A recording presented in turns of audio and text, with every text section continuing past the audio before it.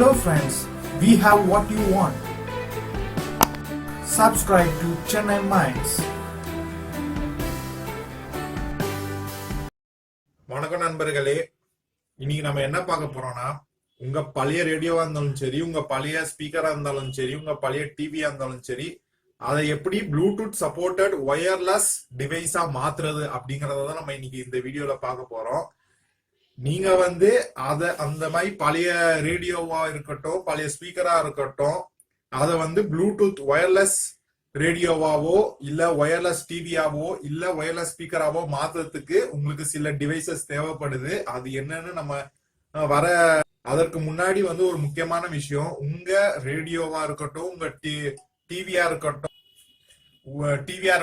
ஸ்பீக்கரா இருக்கட்டும், அதை Bluetooth supported டிவைஸா மாத்தணும்னா முக்கியமா அதுக்கு அந்த ரேடியோவில் இல்ல அந்த டிவில ஏவி சப்போர்ட்டட் போர்ட் இருக்கணும். அதை நான் எப்படி இருக்கணும்னு காமிக்கிறேன்.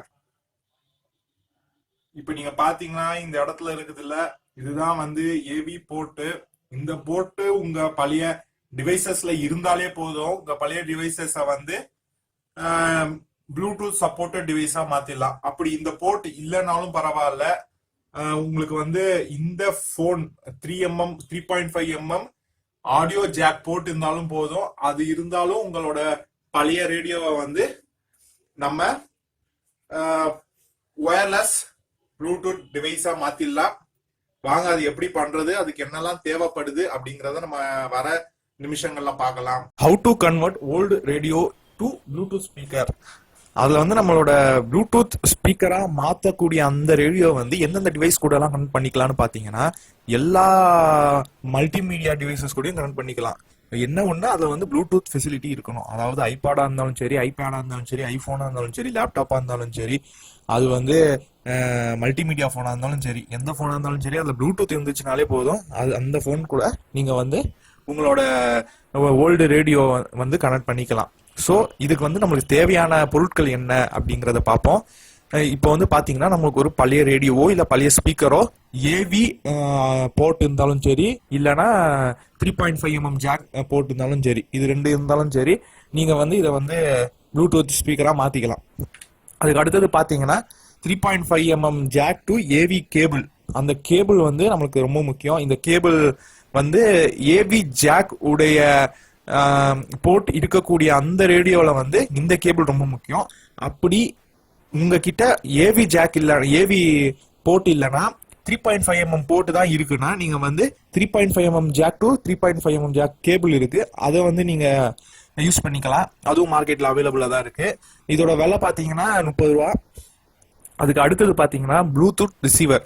இதுதான் ரொம்ப முக்கியம். இதுதான் உங்களுக்கு ப்ளூடூத்தை ரிசீவ் பண்ணி உங்களோட ஸ்பீக்கருக்கு கொடுக்கும்.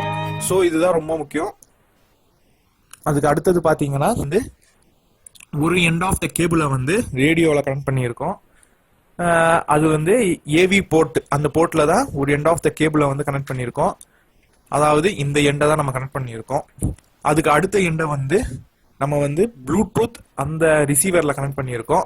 ஸோ அது எந்த எண்டுனா, இன்னொன்று எண்டை ப்ளூடூத் ரிசீவர்ல கனெக்ட் பண்ணியிருக்கோம், 3.5mm ஜாக் எண்டை. ஸோ இது ப்ளூடூத் ரிசீவர், இது சார்ஜர்.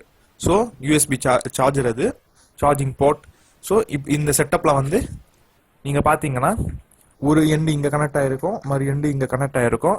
ஸோ சுவிட்ச் ஆன் பண்ண உடனே உங்களுக்கு நீங்க சுவிட்ச் ஆன் பண்ண உடனே உங்களோட போன்ல போயிட்டு இல்ல மல்டிமீடியா டிவைஸ்ல போயிட்டு ப்ளூடூத்ல போயிட்டு H163 அப்படிங்கிற ஒரு இது உங்களுக்கு என்ன கிடைக்கும்னா கனெக்டிங் அப்படிங்கிற ஆப்ஷன் கிடைக்கும். ஸோ அதுக்கப்புறம் கனெக்டிங் ஆனதுக்கு அப்புறம் உங்களுக்கு நீங்க உங்களோட எல்லா மீடியா ஆடியோவும் உங்களுக்கு ப்ளூடூத் மூலியமா உங்களோட ஸ்பீக்கர்ல கேட்கும்.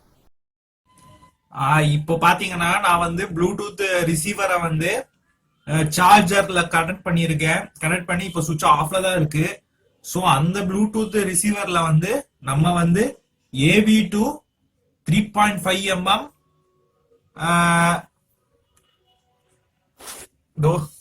ஏவி டு 3.5mm ஜாக்க இதுல கனெக்ட் பண்ணிட்டேன். சோ ஒரு எண்டை இதுல கனெக்ட் பண்ணிருக்கேன். இன்னொன்னு எண்டை பாத்தீங்கன்னா நான் ஏவி ரேடியோல இருக்கிற ஏவி போர்ட்ல கனெக்ட் பண்ணியிருக்கேன். இப்போ இது எப்படி ஒர்க் பண்ணுது அப்படிங்கறத பாப்போம். நான் இப்ப சுவிட்ச் ஆன் பண்ணிடுறேன். ஆன் பண்ண உடனே அந்த ப்ளூ கலரா பிளிங்க் ஆகும்.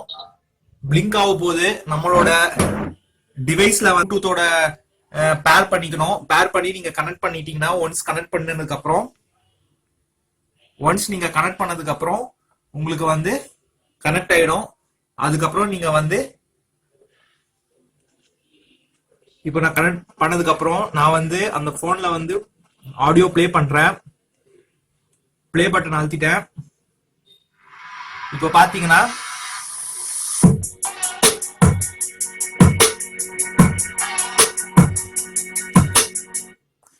பாத்தீங்கன்னா உங்களுக்கு அந்த ஆடியோ பிளே ஆச்சு. சோ இப்படி பண்றது மூலியமா உங்களோட பழைய ரேடியோவை நீங்க ப்ளூடூத் சப்போர்ட்டட் ஒயர்லெஸ் ரேடியோவா மாத்திக்கலாம்.